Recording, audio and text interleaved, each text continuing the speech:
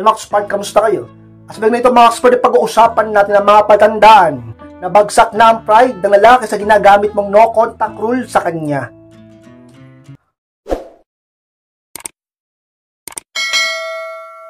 At kung handa na kayong lahat, masarap po tayo. At muli, be inspired!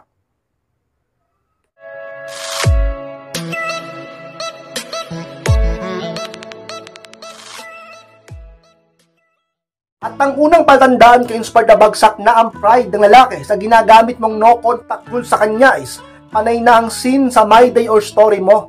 Yan ang unang patandaan kay inspired ng isang lalaki ay bumabagsak na ang pride sa iyo sapagkat tumatalab ng lubusan ng no contact rule sa kanya.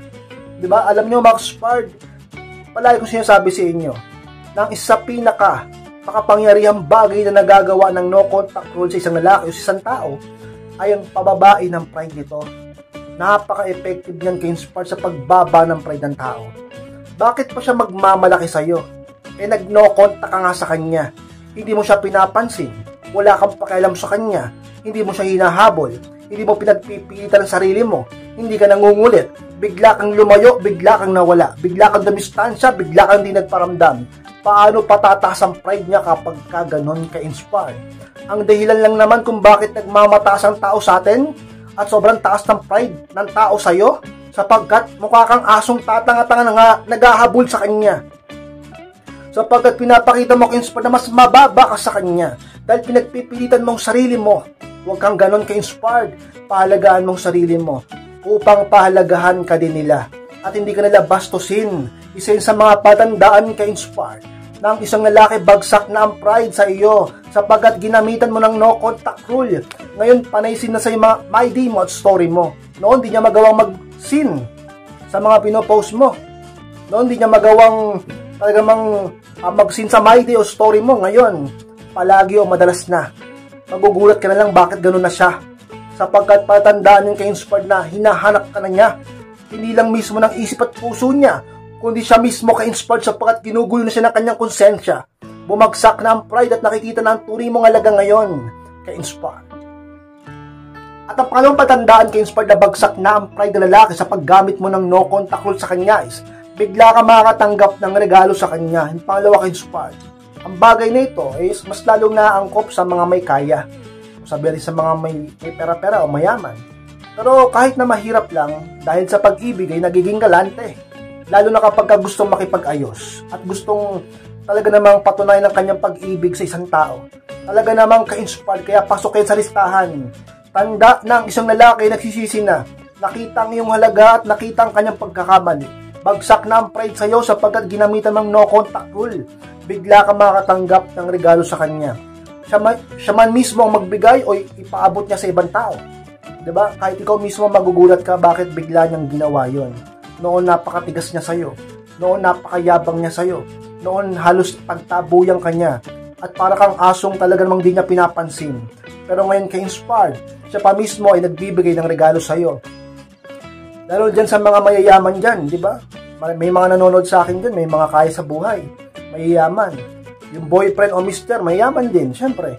O, ano bang ibang paraan nila eh? Kung minsan medyo may pagkakaiba yan eh. O, syempre may pera. Anong gagawin? Magre-regalo. Kung minsan ganun eh, di ba? Lalo sa mga mayayaman, nagre-regalo yan. Ngayon, kahit mahirap lang, minsan nga nagre-regalo pa rin kahit walang-wala na, di ba? Alam mo naman, lalo na pag Pinoy. O, lalo na pag may angking kayabangan yung boyfriend mo o mister mo. Ngayon, isa sa mga nagawang paltandaan ka-inspired na ang isang lalaki bagsak na ang pride sa'yo.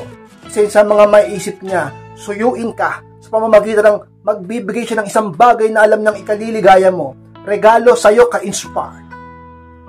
Pangatlong patandaan ka-inspired na bagsak na ang pride na lalaki sa'yo sapagkat ginamitan mo ng no contact rule is makakatanggap ka na ng message at call sa kanya. Pangatlo ka-inspired. Noon, nagsusumikap ka para mag-reply siya.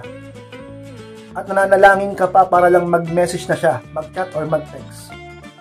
At umaasa ka na sana sagutin niya ang tawag mo. Talaga naman ka-inspired, naghihintay ka na tumawag siya sa'yo. At wala ka na pala. Pero kung ngayon, gumamit ka ng no contact rule, nagpakatatag ka, naging consistent ka. At talaga namang pinatunayan mo sa kanya na hindi ka na maghahabol pa. Ngayon, anong nangyari? Katunayan na bumagsak na ang pride niya sa'yo, siya na mismo ang nagme-message sa'yo. Kinakamusta ka? Nagmi-miss call o tumatawag talaga. Gusto kang makausap. Diba? Gusto makipagkita. Bigla kang makakatanggap na ng message or call sa kanya. Paltandaan o tanda ng isang lalaki ay bumagsak ang pride sa'yo sa pamamagitan ng no contact rule na ginamit mo ka-inspire. Pang-apat na palatandaan ka-inspire na bagsak na ang pride ng lalaki sa'yo sapagkat ginamitan mo ng no contact rule is nakikiusap na siya sa'yo na ayusin ang inyong relasyon. Yan pang-apat ka-inspire. Talaga namang obvious na palatandaan, tanda talaga na bumagsak ang pride sa'yo ng isang lalaki sapagkat nakikipag-ayos na sa'yo. Ang tanong ngayon, nakikipag-ayos ka pa ba? Diba, syempre, ang sasabihin ng karamihan, hindi na. O talaga, hindi na. Baka naman kasi nadadala sa emosyon mo. Diba, kasi, paano na yan? May mga anak yung iba sa inyo, diba? May mga anak kayo. O may mga mahaba na rin yung relasyon nyo. Pero kung talagang nakapag-desisyon ka na, at nakabubuon ka na, at bigla ka nang wala na rin yung pagmamahal mo sa kanya, nasanay ka na rin, kasi late na siyang dumating, late na siyang nag-sorry, depende sa'yo kung ayaw mo na talaga, diba? Pero kung alam mo sa sarili mo na mahal mo pa siya, at ayaw mong masira ang inyong pamilya at inyong relasyon, diba? At alam mo na ka-inspire na nagsisisi na talaga, nasa'yo pa rin yan, kung makikipag-ayos ka pa rin o hindi na. Basta, pag ang lalaki bumagsak ang pride, siyempre naman, napaka-obvious, makikipag-ayos sa'yo yan. Siya mismo magsusumikap para kausapin ka, para magkaayos kayo. Mag-e-effort yan para lang bumigay ka ulit sa kanya. At para talaga namang manumbalikan dating kayo. Kasi sa mga signs ka-inspire ng lalaki, ay talaga namang nagtagumpay ka. Natablan siya ng no contact rule, bumagsak ang pride niya. Ngayon nakikipag-ayos sa'yo. Nasa iyo ang desisyon ka-inspire. Panglimang palatandaan ka-inspire na bagsak na ang pride ng lalaki sa paggamit mo ng no contact rule sa kanya is nakatingin na sa'yo ng matagal kapag nagkikita kayo. Panglima ka-inspire. Siyempre naman yung iba sa inyo, hindi naman long distance relationship, hindi naman LDR. Nakikita sa personal. Let's say magkaklase kayo. O kaya man mag-schoolmate kayo. O magkatrabaho kayo. Diba? O parehas kayo ng pinapasukang kumpanya. O sabihin magkapit bahay kayo. O sa isang lugar lang kayo. O magka-gym kayo. Kung saan siya nag-gym, doon ka rin nag-gym. Diba? O kung ano bang dahilan para bakit kayo nakikita. Ngayon, noon, hindi kanya matingnan.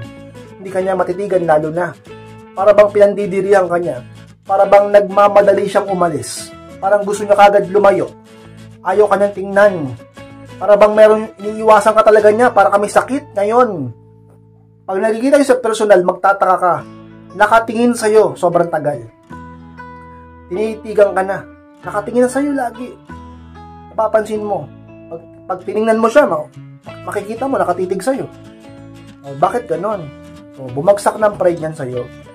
Kasi kung mataas ang pride niyan, hindi ka titingnan yan, maniwala ka, baka layuan ka niyan. Magugulat ka na lang, wala na yun sa paligid mo. Umalis na yan. Pero dahil bumagsak na ang pride sa'yo sapagkat di ka naghabol, at ginamitan mo ng no contact rule, bumagsak ang pride sa'yo, ngayon ka-inspired. Parang yung mga mata niya nagmamakaaway.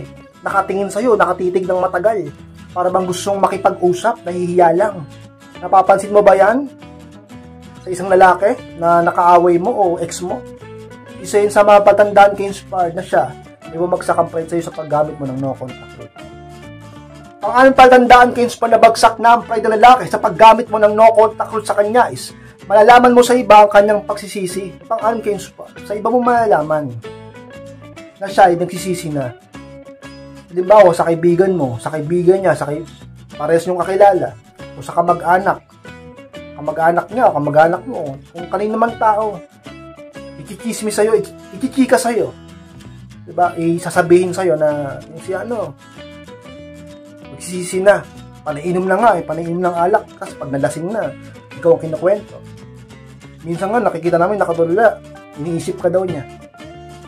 Madalas malungkot, namimiss ka daw niya. Diba? Sa ibang tao mo nalalaman na nagsisisi na siya. Diba? Noon, ang saya-saya niya pa, nung naghiwalay kayo eh. Nagpa-party-party pa siya, pag-alagala pa, at nantichicks pa. Nung hindi na siya nagparamdam. Ngayon, di ba? Wala na natutureta na yung utak. At nakikita ng mga tao sa paligid niya at nagsusumbong sa iyo. Hindi man niya magawang lumapit pa sa iyo para magtapat o mag-sorry, pero sa ibang tao nababalitaan mo. Di ba? Sa ibang malalamang na nagsisisi na siya. Isa yun sa patandaan, siyempre, ng lalaki, bagsak ng pride sa iyo dahil ginamitan mo at umalab ang no contact rule na ginamit mo sa kanya ka-inspire. Pampitong patandaan ka-inspired na bagsak na ang pride ng lalaki sa paggamit mo ng no contact rule sa kanya is mababasa o maririnig mo na ulit ang I love you niya. Pampito ka-inspired. Siyempre naman, di ba? Hindi pa ba? Yung pinaka-obvious sa lahat eh. Kung mataas pa ang pride niyan sa'yo, baka hindi ka i-message niyan. Baka hindi ka nga kausapin niyan eh. Yung ngayon, dahil bumagsak na ang pride, dahil ginamitan mo ng no contact rule, na-miss ka, hinanap ka, nakita ang value mo, nagsisi, nakita ang pagkakamali niya, nakarealize, bumabalik sa'yo, nagpaparamdam sa'yo, nagpapapansin sa'yo ngayon. Kasi isa talaga namang paltandaan na bumagsak ang pride talaga niya. Ngayon, hindi ka lang niya basta kinakausap, hindi ka lang niya basta message. Nag-I love you na sa'yo ulit. Diba? Sorry na, I love you. Mahal pa rin kita. I love you. Diba? Nababasa mo, magugulat ka, nababasa mo sa chat eh. Magugulat ka, nababasa mo sa text. Ako sa call o sa personal, sinasabi niya, I love you. I still love you. Mahal pa rin kita. Parang kanta yun ah. I still love you, di ba? Oh, mahal ka pa rin daw niya. O ngayon, nasa iyo pa rin desisyon. Di ba? That choice is yours. Lady's choice. Di ba? Nasa iyo pa rin desisyon. Kung makikipagbalikan ka, kung makikipag-ayos ka, or kung makikipag-usap ka man lang. Or kung tatanggapin mo ang I love you niya, or kung sasagot ka sa I love you niya. Di ba? Depende sa iyo. Bahala ka. Pag-isipan mo. Malay mo naman, talagang nagsisisi na siya sa'yo. Nagsisisi na. Nagbago na. Nakita ang value. Hindi niya na uulitin. Hindi ka na niya muling iiwan pa. Hindi niya na uulitin yung pagkakamaling nagawa niya. Pag-isipan mo, ay makiramdam ka rin. Huwag ka rin easy to get Eh, alam ko syempre yung iba sa inyo, marupok eh. Marupok pa sa kahoy na magigiba na eh. Diba? Marupok sa buto ng matanda. Talaga naman, huwag kang ganyan. Matuto ka magpakipot.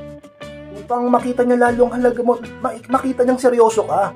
Hindi yung konting bola-bola lang, konting pangako lang ulit, ibigay ka na. Di ba?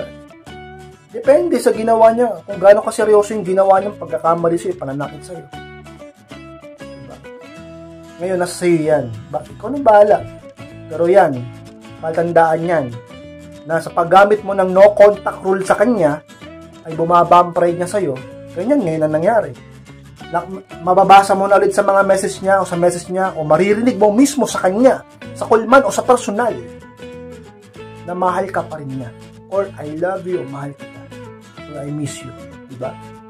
So sa patandaan, Inspired, maraming salamat sa pagtapos ng vlog nito. Huwag pong kalimutan na mag-like, comment, share rin po upang makatulong din tayo sa ibang tao. Sa mga hindi pa po nakasubscribe, click nyo po yung subscribe and click nyo na po notification bell upang ma-notify kayo pag may bago pong i-upload na video sa YouTube. At sa mga gusto magpa-coaching o magpa-advise, makausap po ko tungkol sa inyong problema sa partner o pag-ibig, pamamas lang po ako sa aking Facebook and may profile picture ko at pakichat ako. Ako po mismo ang siyang magbabasa ng mensahe nyo at re-replyan ko po kayo. Maraming salamat, Mac Inspired, mag-ingat kayong lahat. Mahal ko po kayo at muli, be inspired!